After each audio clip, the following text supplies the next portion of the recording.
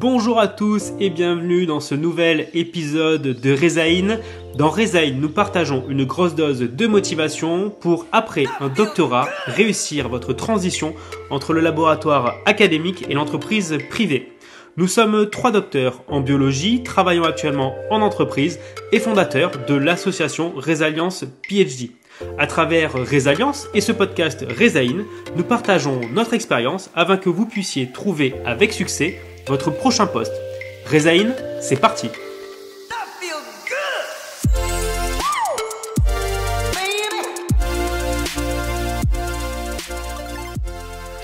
Bonjour à toutes et à tous, bienvenue dans ce nouvel épisode de Rezaïn. Ça y est, on est déjà en janvier 2023, donc on tient avec Asia et Delphine à vous souhaiter une excellente année. Vraiment, on vous présente nos meilleurs vœux. On espère que pour ceux qui vont chercher du travail et qui vont chercher notamment du travail dans le monde hors académique, dans le privé, on vous souhaite le meilleur. En tout cas, nous, on va encore essayer on va vous donner un maximum de contenu, de conseils pour que justement après un parcours dans les laboratoires de recherche académique, donc après un PhD, un postdoc, que vous puissiez réussir votre transition vers l'entreprise privée. Donc voilà, donc on vous souhaite nos meilleurs vœux pour l'année 2023 et on vous remercie également sur ce qui s'est passé sur l'année 2022. C'est vrai qu'on a publié pas mal de contenu, on a pas mal échangé avec vous et vraiment merci pour tous vos retours. Clairement, ça nous motive et ça nous encourage à donner le meilleur et à continuer dans ce sens. Et donc, comme je viens de vous le dire, on va continuer sur 2023. Il va y avoir quelques nouveautés. Voilà, on est en train de réfléchir à des nouvelles façons de vous donner de l'information, de vous donner un maximum de conseils. Donc, restez bien connectés à Resalience.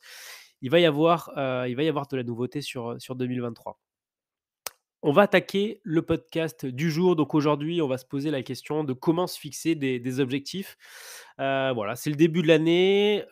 C'est vrai, moi, c'est quelque chose que j'aime bien faire en début d'année, me poser, prendre un peu de temps pour me fixer mes objectifs. Alors bien évidemment, ça peut être différents types d'objectifs, bien évidemment des objectifs professionnels, également des objectifs personnels. Voilà, le début d'année, c'est vraiment un bon moment. Beaucoup de personnes ne font ça et je vous conseille vraiment de le faire, à la fois pour vous projeter sur l'année qui arrive, et également faire, le bilan de ce que vous avez pu faire, en 2022. C'est vrai qu'une fois que vous êtes fixé des objectifs, l'avantage de s'être fixé des objectifs, c'est que vous allez pouvoir faire un bilan par rapport à ces objectifs-là. Est-ce que les objectifs que vous étiez fixés ont été atteints? Oui, c'est très bien. Non, la question c'est pourquoi? Est-ce que j'ai pas mis assez d'énergie? Est-ce que finalement cet objectif qui me paraissait important en début d'année ne l'a finalement pas été tant que ça? Est-ce que je reporte cet objectif sur l'année suivante? Voilà, donc finalement se fixer un cap des objectifs, ça vous permet déjà de faire un bilan une fois que l'année est terminée. Et surtout, se fixer des objectifs, ça vous permet de vous fixer un cap. Et ça, c'est important de savoir où est-ce que vous souhaitez aller, notamment dans la partie recherche d'emploi. Vous allez voir, enfin, la thèse, c'est quelque chose qui passe très vite. Et c'est vrai que quand on est en thèse, l'objectif principal et parfois unique, c'est de soutenir sa thèse, de faire un maximum de manip, de rédiger son manuscrit et de soutenir sa thèse. Et on oublie souvent une partie qui est essentielle, c'est finalement qu'est-ce qu'on va faire après cette thèse. Voilà, faire un doctorat, c'est bien, mais finalement, posez-vous la question, pourquoi est-ce que vous faites aujourd'hui un doctorat? Et une fois ce diplôme en poche, qu'est-ce que vous allez pouvoir en faire? Donc, très important de se fixer des objectifs, et notamment voilà, des objectifs sur la transition, sur l'après-thèse. Donc voilà, donc à mon sens, voilà, se fixer des objectifs, c'est vraiment clé pour être également efficace dans les actions que vous allez entreprendre, puisqu'on va en parler effectivement aujourd'hui de comment est-ce que vous allez pouvoir vous fixer des objectifs, mais également comment est-ce que vous allez pouvoir ensuite décliner ces objectifs en plan d'action et que vous allez pouvoir suivre au cours d'année. Donc très important, hein, voilà, si derrière vous n'avez pas d'objectif, de but, ça va être compliqué de savoir si vous avancez, oui ou non dans le bon sens. Donc déjà, le premier point, en début d'année, prenez un peu de temps, voilà, pour réfléchir sur votre situation et sur ce que vous souhaitez accomplir sur, les 12 mois qui s'offrent devant vous. En sachant que les objectifs, vous n'êtes pas obligé de vous fixer des objectifs, que vous allez pouvoir évaluer, uniquement, en fin d'année. Mais vous allez pouvoir vous également vous placer des objectifs qui vont être plus courts. Si par exemple vous avez prévu de soutenir votre thèse en septembre, qu'effectivement, en septembre, bah, vous souhaiteriez savoir ce que vous souhaitez, faire comme métier après votre thèse, bah, à ce moment-là, vous fixez-vous des objectifs pour septembre à réaliser en parallèle, de la fin des manips et de l'écriture du manuscrit. Alors je vais vous partager une technique. La question qu'on va se poser maintenant, c'est finalement, bah, comment se fixer des objectifs en termes de méthodologie? Comment se fixer des objectifs que vous allez réalistes et que vous allez pouvoir, atteindre? Là, je vais vous partager une méthode qui est couramment utilisée, en entreprise. Donc c'est aussi quelque chose que, lors des entretiens, vous pourrez notamment, partager avec le recruteur si, on vous pose la question, voilà: «Comment est-ce que vous vous organisez? Comment est-ce que vous faites pour vous, placer des objectifs?» Alors cette méthode, c'est la méthode, SMART. Alors SMART pour, bien évidemment, intelligent en anglais, mais c'est avant tout un acronyme, l'acronyme de S pour spécifique, M pour mesurable, A pour atteignable, R pour réaliste et T pour temporel ou disons, défini dans le temps. Donc spécifique, mesurable, atteignable, réaliste et temporel, défini dans le temps. Donc c'est très important lorsque vous allez, vous fixer des objectifs qui répondent à ces critères SMART, ça va vous permettre, bah, derrière de pouvoir atteindre ces objectifs-là. Si je vous donne un exemple, si par exemple vous dites: «Voilà, aujourd'hui, je suis, plutôt en début de thèse et je ne sais pas ce que je peux faire après, donc l'objectif que je me fixe, c'est, quels sont les métiers possibles après une thèse?» Donc ça, c'est un objectif qui n'est pas SMART parce qu'il n'est pas notamment mesurable. Les métiers possibles après la thèse, ça, c'est pas mesurable. Il n'est pas non plus, défini dans le temps, c'est-à-dire que la période de temps que vous vous fixez pour réaliser cet objectif. Donc si en revanche, cet objectif-là, vous dites: «Bah, d'ici la fin du mois», on est en début de mois, mais d'ici la fin du mois, je vais lister 20 métiers possibles après la thèse. Là, vous avez un objectif SMART. Il est bien spécifique, on comprend de quoi il s'agit, il est mesurable puisque vous avez, il va falloir lister, 20 métiers possibles. Il est tout à fait atteignable, l'objectif tel qu'il est présenté, se laisser un mois pour lister, 20 métiers, ça paraît tout à fait atteignable. Il est réaliste, hein, il n'est pas déconnecté de la réalité. Il est également défini dans le temps, donc le T pour temporel, puisque vous êtes fixé un mois pour, réaliser cet objectif.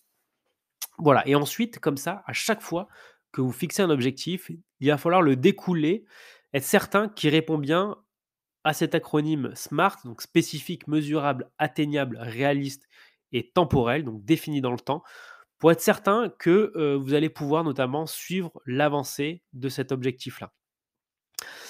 Des exemples d'objectifs que vous pouvez vous fixer. Alors là, je vais vous donner des idées, des pistes, à vous ensuite de les adapter à votre situation et bien évidemment de les transformer en objectifs SMART. Donc celui qu'on s'est dit, effectivement, quels sont les métiers, possibles après la thèse? Qu'est-ce que je peux faire une fois que j'ai mon doctorat en poche? On connaît bien les métiers de la R&D, on connaît bien, ce qui se passe dans les laboratoires, mais finalement, qu'est-ce qu'on peut faire en dehors du monde académique? Qu'est-ce qu'on peut faire dans le privé? Dans le privé et notamment intéressez-vous aussi dans le privé hors recherche et développement. Encore une fois, un docteur n'est pas bon qu'à faire de la recherche. Il y a, de nombreuses possibilités. Un autre objectif que vous pouvez, vous fixer, c'est, alors encore une fois, il faudra le transformer en objectif SMART, mais développer votre réseau. Développer son réseau, c'est aller échanger avec, par exemple, des docteurs qui aujourd'hui travaillent, en entreprise. Un autre objectif que vous pouvez vous fixer, encore une fois toujours à transformer en objectif SMART, c'est savoir ce que sont devenus les anciens, thésards ou post-doc du laboratoire, dans lequel vous êtes actuellement. Ça va pouvoir aussi vous donner des pistes de réflexion sur les possibilités après un doctorat et le fait que les personnes soient passées dans le même, laboratoire que vous, ça va vous être, derrière plus simple si vous souhaitez les contacter. Donc voilà, donc sur comment se fixer un objectif, la méthode SMART, donc vraiment appliquez-la. Donc je répète, hein, spécifique, mesurable, atteignable, réaliste et temporel. C'est quelque chose que vous allez aussi pouvoir utiliser derrière dans votre vie professionnelle puisque, la définition d'objectif, SMART est quelque chose de très utilisé dans les entreprises. Donc une fois que vous avez cet objectif, il va falloir ensuite le découler en plan d'action. En général, un objectif, c'est, voilà, un objectif de résultat. Donc voilà ce que je veux faire, voilà où je souhaite arriver et cet objectif de résultat, il va falloir le transformer en objectif de moyens. C'est-à-dire que mon résultat, le résultat que je souhaite atteindre, c'est celui-là et ensuite, qu'est-ce que je dois mettre en place? Quelles sont les actions que je vais devoir mener pour arriver à ce résultat-là? Encore une fois, une méthode qu'on utilise, pas mal en entreprise, c'est ce qu'on appelle le plan à 100 jours. C'est-à-dire, en fait, on a un objectif et on va le découper en un plan d'action sur les 100 prochains jours. En général, c'est les plans d'action 30, 60, 90, c'est-à-dire qu'est-ce que je vais faire sur les 30 prochains jours? Qu'est-ce que je vais faire sur les 60 prochains jours? Et qu'est-ce que je vais faire sur les 90 prochains jours? Donc en fait, ça ensuite, il va falloir l'adapter à votre situation et au temps que vous souhaitez vous accorder, pour atteindre l'objectif. Effectivement, là, on a un objectif 30, 60, 90, donc finalement un objectif trimestriel sur 3 mois. À vous d'adapter ça à votre situation. Si vous fixez un objectif que vous souhaitez réaliser sur un mois, posez-vous la question, voilà, sur les 4 prochaines semaines, qu'est-ce que je dois faire cette semaine? Qu'est-ce que je dois faire la semaine suivante? Qu'est-ce que je dois faire dans 3 semaines? Qu'est-ce que je dois faire dans 4 semaines? Le fait d'avoir comme ça un objectif de résultat que vous allez redécouper en objectif de moyens, en général, ces objectifs de moyens sont des objectifs qui sont plus petits et plus facilement atteignables. Et c'est finalement la somme de ces objectifs de moyens qui vont vous permettre d'atteindre votre objectif de résultat. Si on prend l'exemple de la thèse, par exemple, vous allez en cours de thèse vous fixer une question scientifique à laquelle vous allez répondre.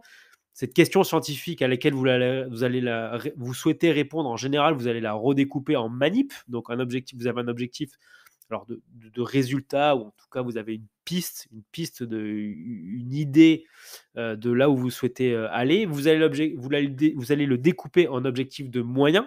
Donc, votre objectif de moyens, quand vous êtes au laboratoire, finalement, c'est les manips que vous allez faire. Et cet objectif de moyens, vous allez l'étaler dans le temps. C'est-à-dire, qu'est-ce que je dois faire cette semaine? Qu'est-ce que je dois faire la semaine prochaine? Qu'est-ce que je dois faire la semaine d'après pour justement arriver à mon objectif? Donc finalement, quand vous allez, quand vous commencez, cette démarche de recherche d'emploi et de travail, ayez exactement la même méthodologie que vous avez déjà pendant votre thèse et pendant votre doctorat. Voilà, de redécouper votre objectif de résultat en objectif de moyens et finalement d'échelonner ça dans le temps sur des objectifs plus petits qui, mis bout à bout, vont vous permettre de répondre à l'objectif que vous êtes fixé. Se définir un plan d'action, ça vous permet aussi de définir des points de passage. C'est-à-dire que si on reprend l'exemple des objectifs 30, 60, 90, en tout cas du plan d'action, pardon, sur 30, 60, 90, mais au bout de 30 jours, vous allez pouvoir voir où est-ce que vous en êtes par rapport aux objectifs de 30 jours que vous étiez fixés. Est-ce que vous êtes en avance? Est-ce que vous êtes en retard? Donc, ce que vous n'avez pas fait sur les 30 prochains jours, est-ce qu'il va falloir le faire glisser sur les 60? C'est-à-dire qu'il va falloir vous rajouter du travail sur l'échelon suivant? Ou au contraire, finalement, est-ce que ce plan d'action-là était peut-être mal défini et du coup, il va falloir le réadapter? Donc, un plan d'action, c'est aussi important de l'adapter en fonction de vos avancées, mais ça vous permet surtout d'avoir un état d'avancement. Où est-ce que vous en êtes par rapport aux objectifs que vous êtes fixés? Est-ce que vous êtes dans le bon timing? Est-ce que vous êtes en avance ou est-ce que vous êtes en retard?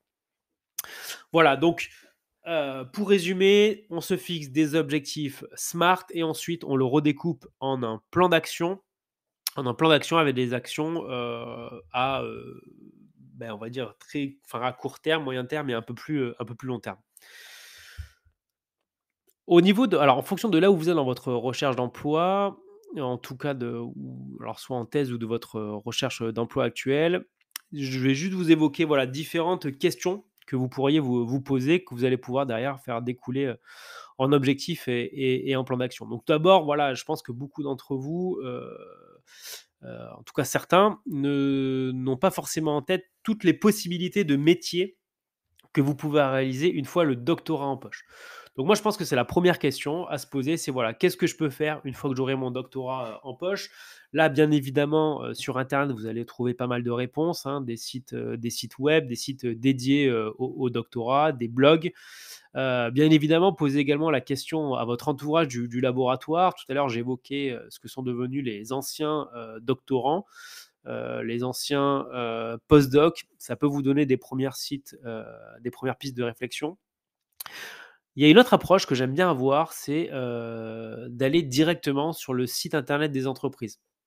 Donc aujourd'hui, vous travaillez, regardez un peu les entreprises qui travaillent dans votre domaine d'activité, dans le domaine du life science, possiblement les produits et services que vous utilisez, déjà au laboratoire. Allez sur le site internet de ces entreprises-là et regardez quelles sont les offres d'emploi, actuellement, ouvertes.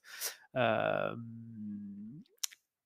Lors de cette démarche, essayez de rester le plus ouvert possible. En général, quand on commence cette démarche-là, on va aller mettre des filtres sur ce qu'on connaît. En Dans votre situation, ça va certainement être les métiers de la R&D. Donc le problème de s'appliquer à un filtre, comme celui-là, c'est que vous allez tomber que sur des métiers de R&D et vous allez passer à côté de toutes les autres possibilités. Aujourd'hui, il y a énormément de docteurs qui, suite à, leur doctorat, ont un métier qui n'ont rien à voir à la fois avec le monde académique, mais également avec, la recherche, et le développement. Donc, essayez d'être le plus large possible et surtout n'ayez pas d'a priori. Je vous dis ça et je parle en connaissance de cause. Moi, aujourd'hui, mon métier, c'est account manager, donc je suis commercial pour, une entreprise qui vend des produits et des services pour les laboratoires de recherche. Clairement, si en thèse, on m'avait posé la question: est-ce que tu souhaites, est-ce que tu aimerais devenir commercial?» Ma réponse était claire et c'était non. Et c'était non parce qu'en fait, j'avais une vision de ce métier-là qui n'était pas du tout en rapport avec la réalité du terrain et ma réalité aujourd'hui. Donc c'est pour ça, n'ayez pas d'a priori, ne fermez pas des portes trop vite. On ne sait jamais, il peut y avoir de bonnes surprises.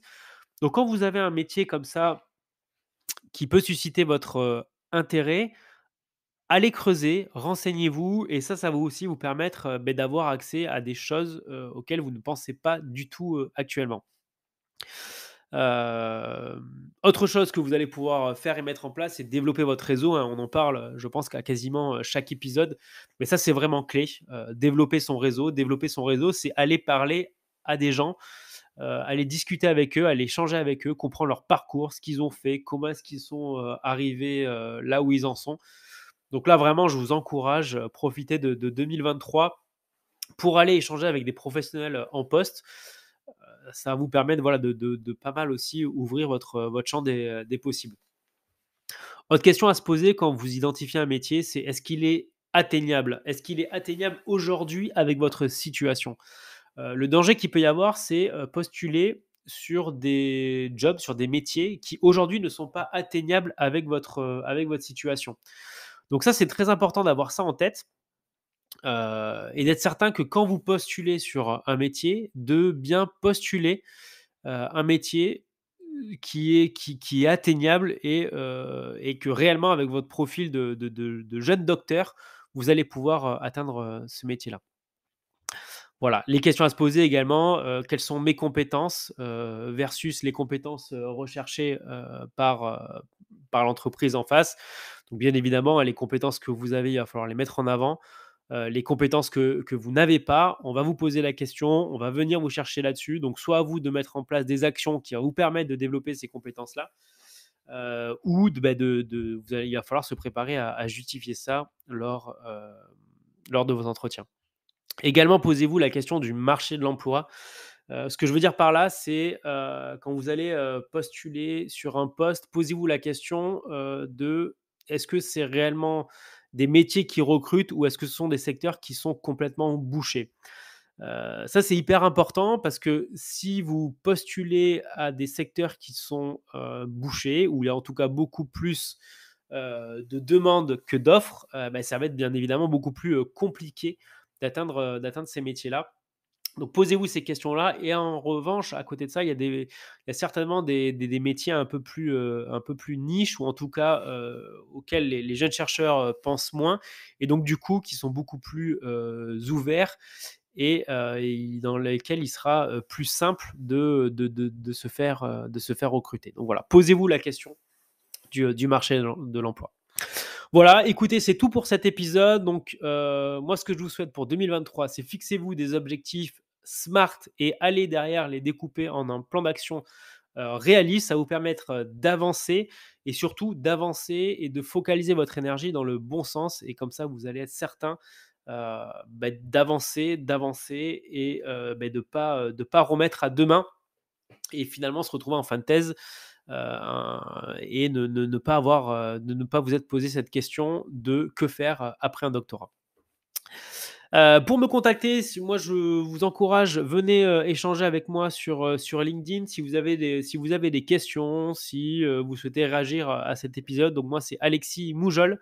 Je réponds à tous les messages sur LinkedIn, donc venez me contacter.